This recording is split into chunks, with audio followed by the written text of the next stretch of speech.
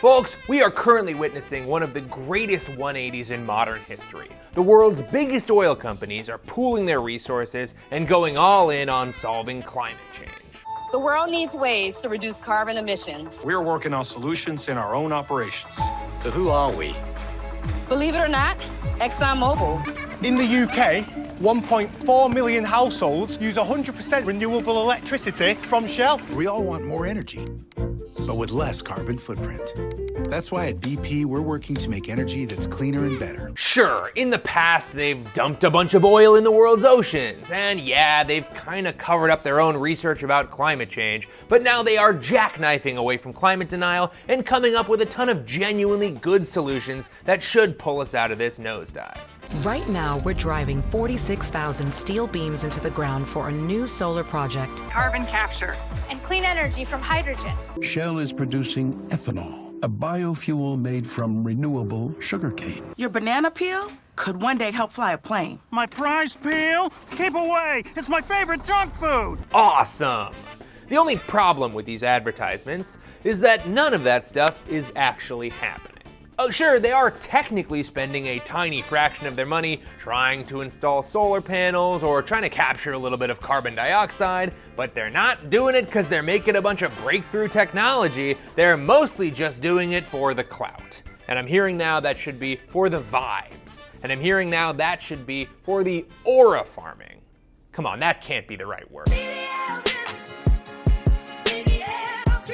See, oil companies have figured out that if they just spend a few $100 million on advertisements that make it look like they're working on climate solutions, they can buy themselves enough goodwill to keep quietly and profitably drilling for oil. As long as they're careful, they can imply these exciting new technologies are right around the corner, when in reality, they're not even close. But what that technology lacks in working, it makes up for in effectively delaying any kind of social or governmental opposition. And there's no better example of this than ExxonMobil's ad-fueled exploration of algae oil. Hi, I'm Rollie Williams, a guy with a climate science and policy degree, and a therapist named Caleb, which should be illegal. And this is a video about ExxonMobil's green slime. Welcome to Climate Town.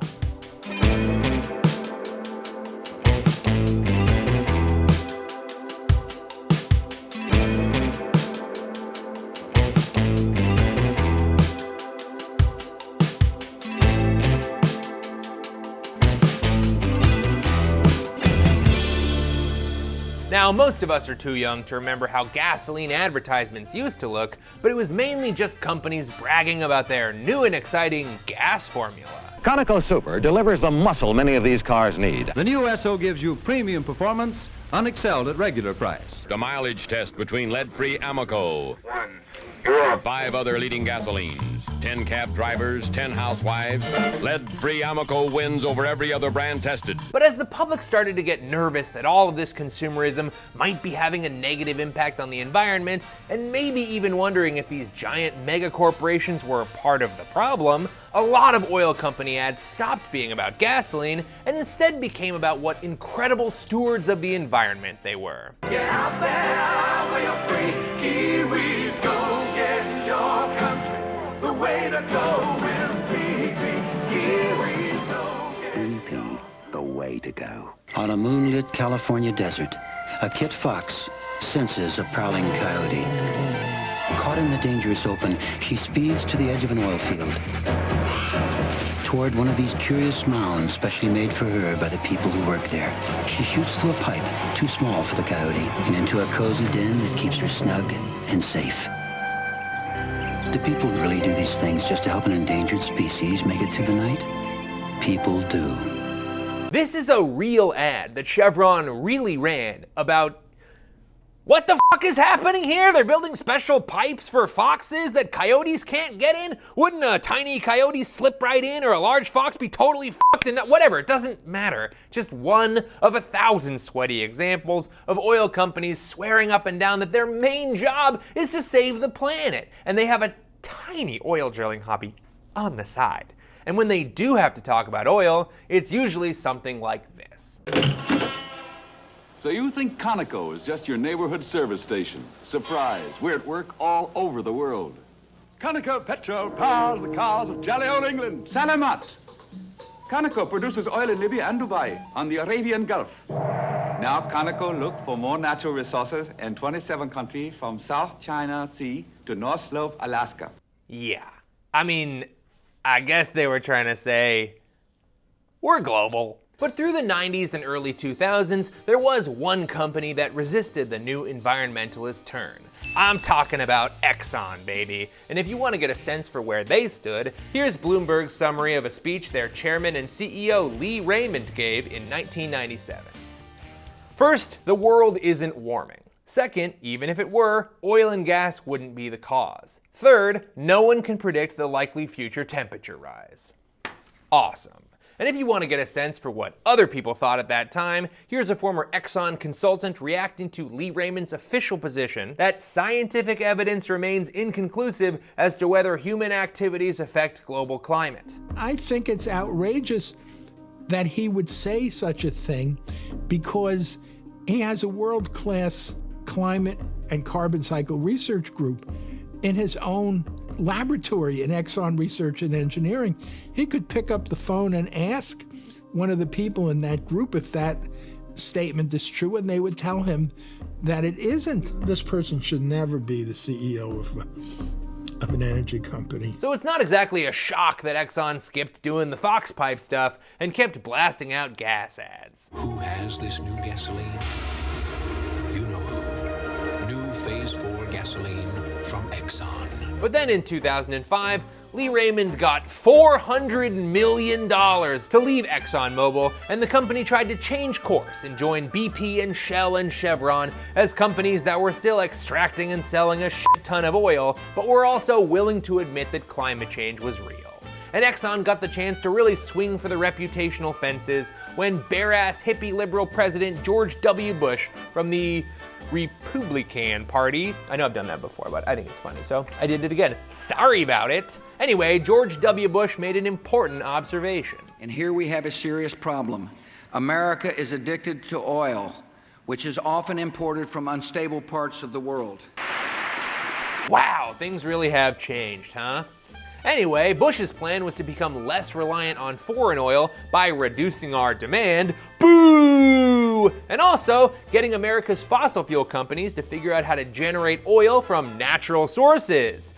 Yay! Maybe. We know how to, can we do that? Well, yeah, we kind of can. We already make ethanol from corn and biodiesel from soy and other oils. Why couldn't these massive multi-billion-dollar oil companies figure out some new source that could produce a ton of fuel naturally? But what would that new source be?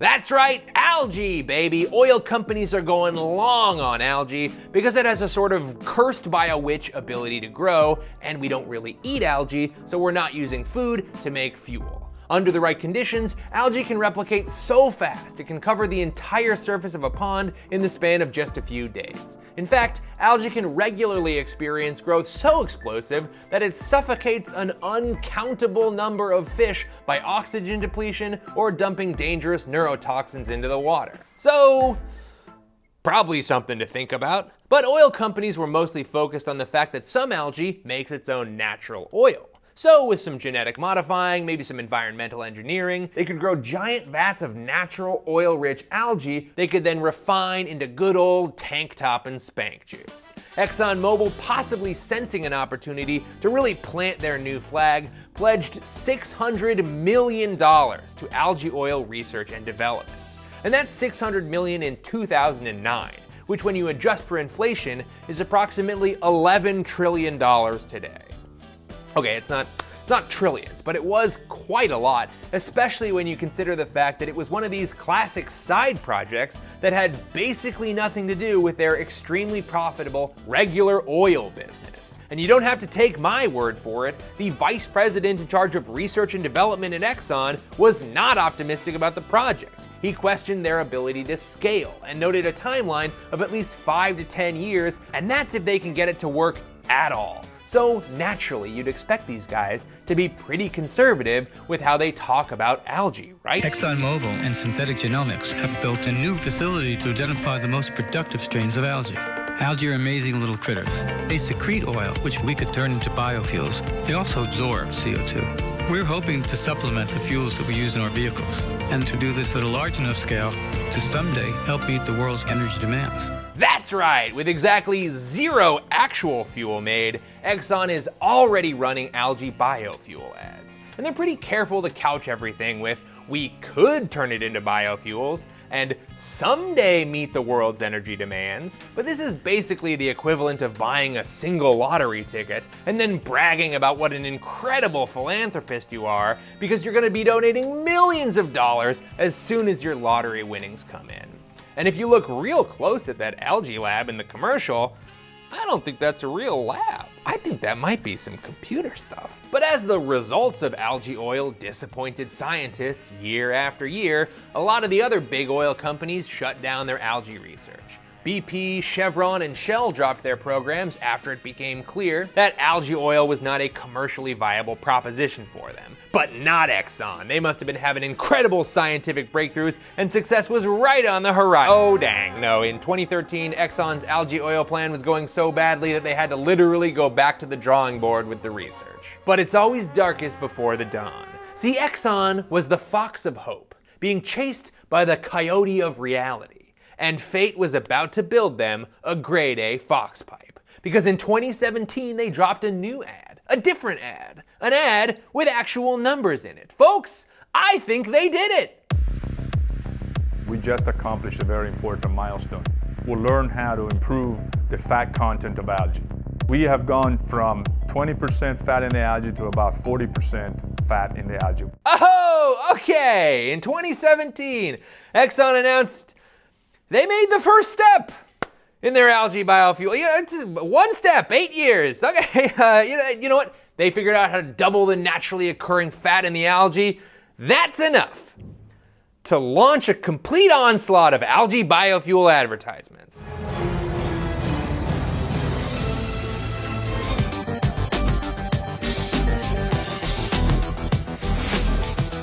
By 2025, ExxonMobil is aiming to have the technical ability to produce over 10,000 barrels of algae-based biofuel per day. That's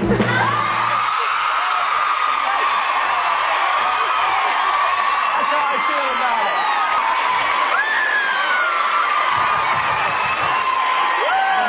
We're talking about war in the world.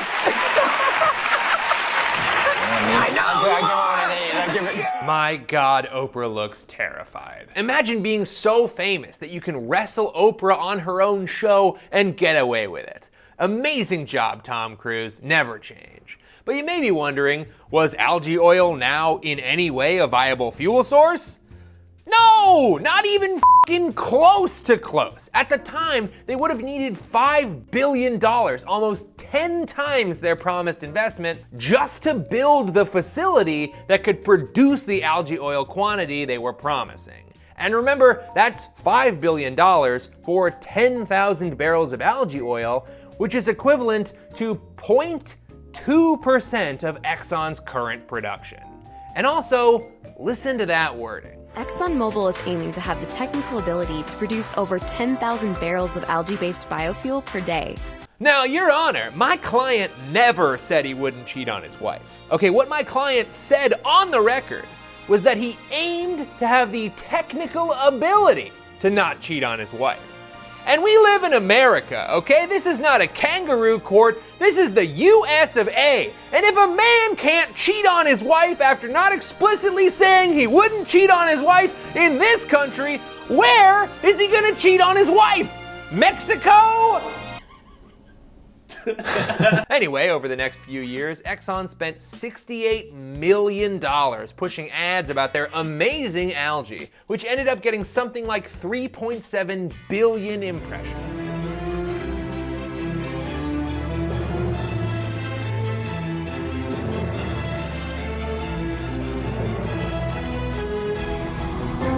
Propel ships and fuel trucks and cut their emissions in half. How do you get the fuel out of the algae? Normal algae strains don't make enough fat for us to get fuel out of. Having research partners outside of ExxonMobil is actually really enlightening. We bring to the table the perspective of scale up, we have to go big.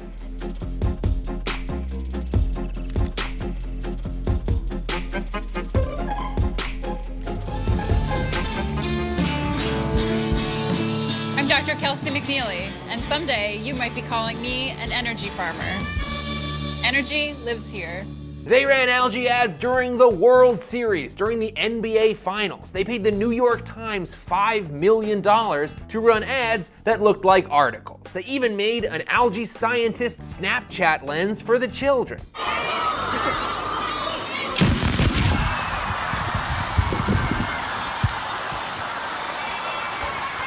The thing is, the entire time they were running these ads, they seemed to have known that they were pushing a solution that was showing virtually no promise of saving us from catastrophic climate change in the near future.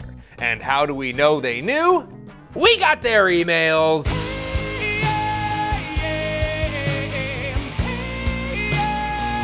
Oh yeah, Hillary Clinton. We're talking about emails again.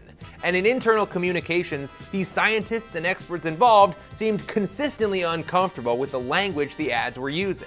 They worried that the ads give the impression that the work is in scale-up mode, when really, it's nowhere near. So they landed on some sort of visually stimulating imagery with nice, vague language. Algae have the potential to be much more productive than any other source of biofuels. Now we're taking this technology out of the lab and going to our new facility in Texas, where we're trying to make this something real, something scalable, something viable.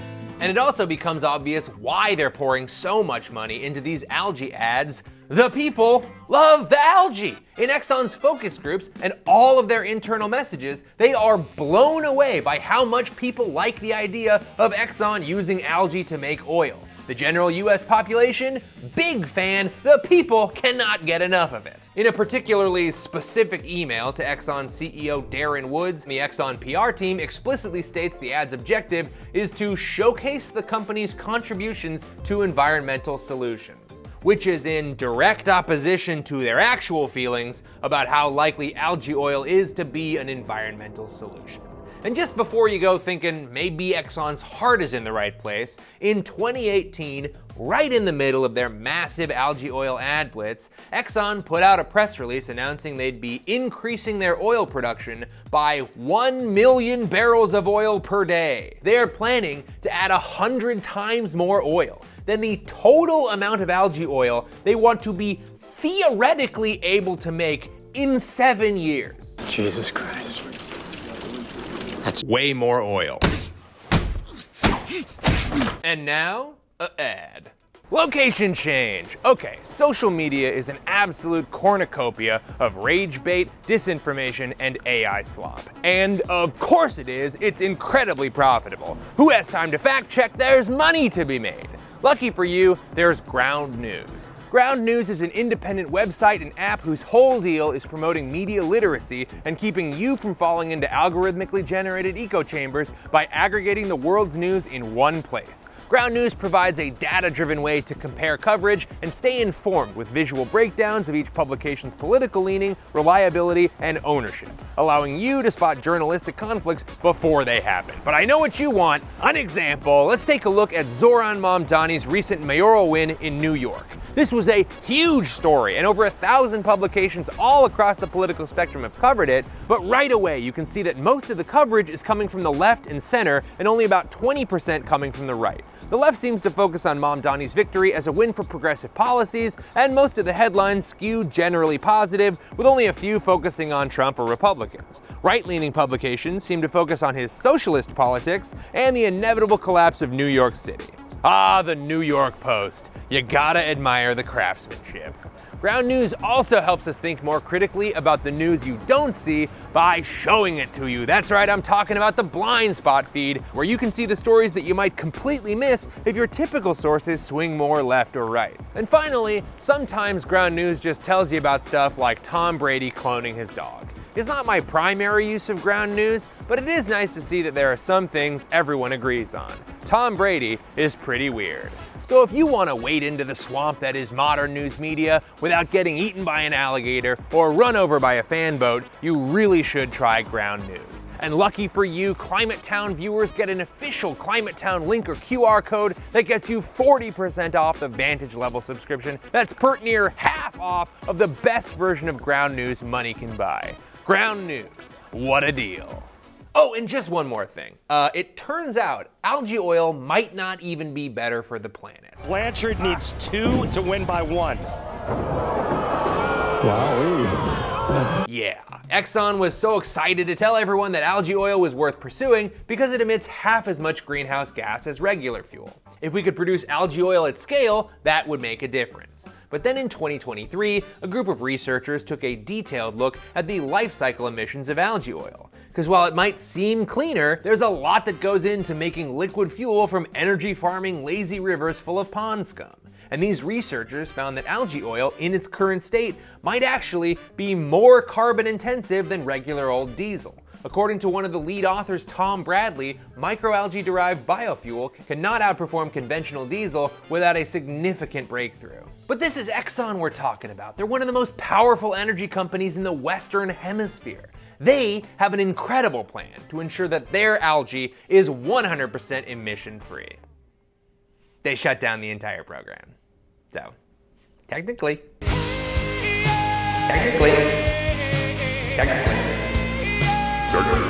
Yeah, after pledging $600 million on algae R&D in 2009, and then only actually spending $300 million on the science, and then spending $150 million telling everyone about it, in 2023, Exxon quietly shuttered their entire algae oil program. The algae company they were working with filed for bankruptcy in 2025, and the only traces of Exxon's algae projects are the ads that are still available online, and the vague sense from millions of Americans who saw those ads that Exxon was using like green slime to grease up windmills or something?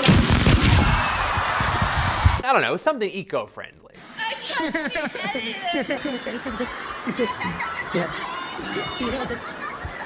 And the winner is Precious. And to top it all off, in the decade plus that they worked on algae research, they never produced any commercially available algae oil. This woman must be devastated. Her entire profession, all of her fellow energy farmers, none of them ever actually farmed any energy at all. And you might be wondering, hey, isn't that false advertising? Shouldn't they get sued for that? Well, the answer is, they are getting sued for that. There was even a full congressional investigation called Denial, Disinformation, and Doublespeak, Big Oil's Evolving Efforts to Avoid Accountability on Climate Change. Which, like, that's the best title we could come up with? Come on, that's like 35 words. Just Big Oil's problems, or problems with Big Oil. Big Oil's bad, big bad oil. Any of those is better. Whatever, that's how we know a lot of this stuff and why we have all these emails. The investigation found dozens of examples of oil companies describing a wonderful tech utopia future while they were actually mostly drilling for more and more oil. And if you're wondering what kind of punishment these oil companies have received for their decades of obviously misleading ads, keep on wondering, baby. Yeah, despite a mountain of evidence, oil companies have largely been given a pass. But there is one lawsuit in the works from the Massachusetts Attorney General that'll be going to court soon. So we'll see what happens. But in the meantime, what are we gonna do about it? Well, it seems like oil companies aren't gonna change their approach, because why would they? They're crushing it. Spend like 0.1% of your capital budget to do some light research about green slime and effectively convince the public they're the good guys? Yeah, that's an incredible strategy. I think it's a better question to ask ourselves what we actually want from oil companies. They're obviously not gonna save us from oil. They make almost all of their money selling it to us. Exxon has made record profits in recent years, and rather than invested in solutions, they've sent more and more of that record profit back home to their shareholders through dividends and everyone's favorite, share buybacks. They've figured out how to get oil out of extremely dense rocks way underground. They've gotten really good at that, and they're gonna keep doing it. Where they've really gotten into our heads is convincing us that because they're good at getting oil out of the ground, they're automatically also good at solving the problems that fossil fuels created and innovating a bunch of new clean energy technology. Take Godzilla, for example.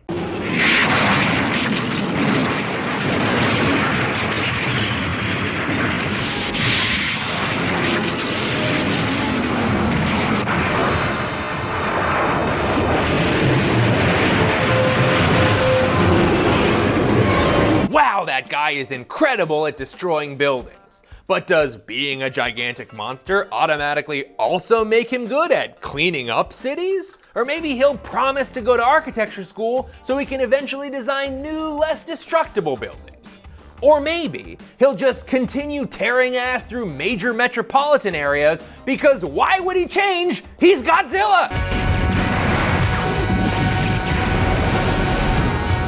So I guess the takeaway here is that these dudes are probably going to be reacting to climate solutions, not creating them. We keep waiting for these guys to rise up as our unlikely ally, but how many times are we going to be surprised when they end up stabbing us in the back? This is Gollum we're talking about. They're Scar, they're Fredo from Godfather, they're Littlefinger from Game of Thrones. Why are we trusting this guy? Look at his face! That's not a trustworthy face! He talks like this.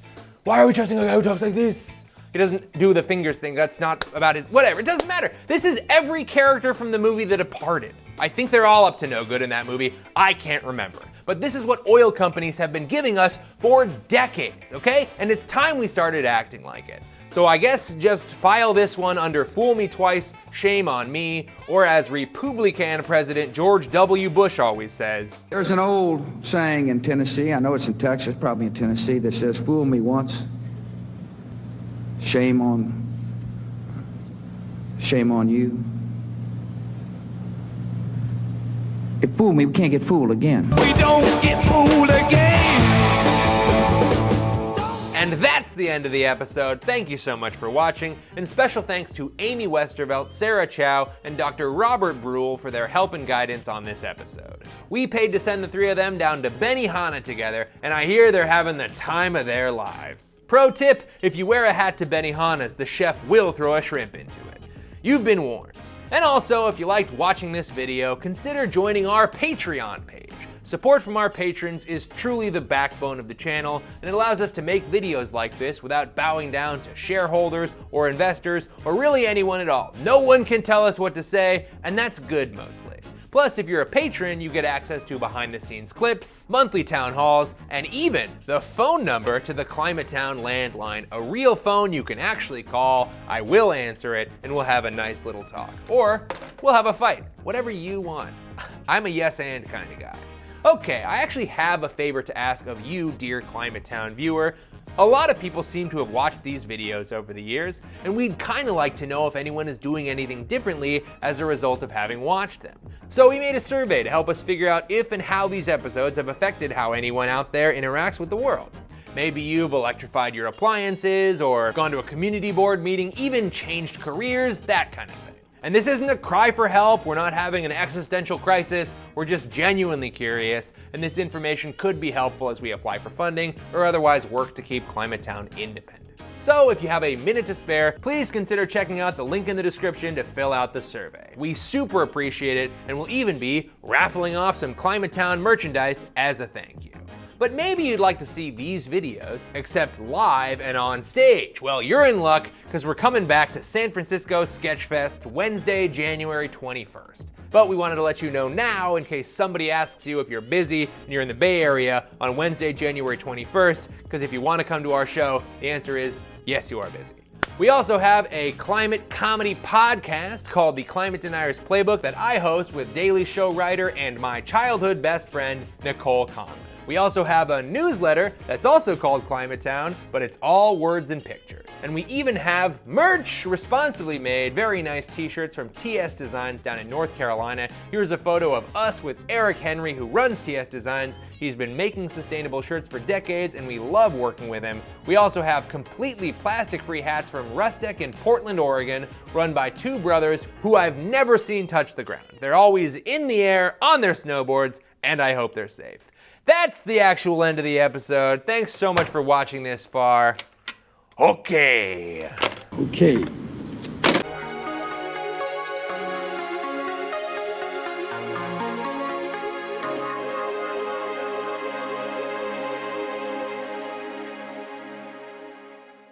I have not tried marijuana.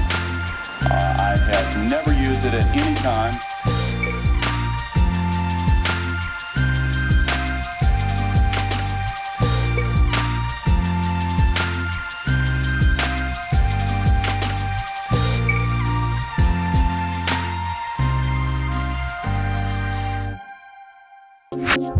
Did you hear that pop?